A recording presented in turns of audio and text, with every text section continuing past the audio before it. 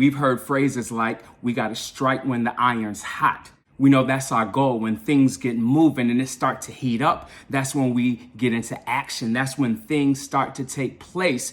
It's all about that heat. We want to get sweating. We want to get pumped up. We want to get energized because we're trying to accomplish something. But when it comes to heat, remember, I'm a teacher, not a speaker. So in science, when we talk about heat is actually a transfer of thermal energy, and thermal energy is produced by vibrating particles. The faster they move, the warmer an object becomes. The slower they move, the cooler that object becomes. So heat is a transfer of that thermal energy, and it always goes in one direction, from hot to cold. That's actually why we feel cold. If I were to step outside without a jacket on a cold winter day, the thermal energy will start leaving my body because my body is about 98 degrees, whereas outside, depending on the temperature, it's going to be drastically cooler, so that thermal energy is going to leave. So heat always goes from hot to cold. And I know we want to get hot because we want to strike when the iron's hot.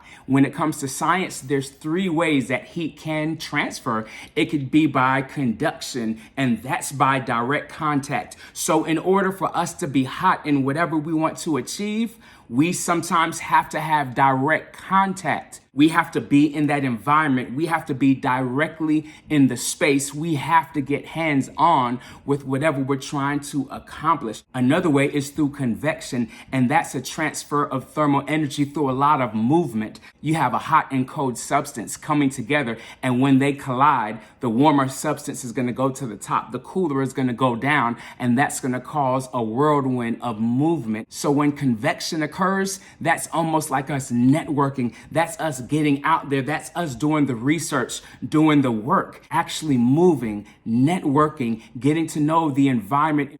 And the third form of heat transfer is radiation. It's when the thermal energy moves from one substance to another. It doesn't have to travel through a solid, liquid, or gas. It just does it on its own. And sometimes for us to get hot, we got to pull back from everyone. We have to get off the scene, and we have to focus on us. We have to make sure that we are the best version of ourselves so that we could be the best for others. So it's time to get hot. There's different ways for us to do it. There's more than one way to get to the top, but I'll see you there. Remember, I'm a teacher, not a speaker, and I want you to have an amazing day.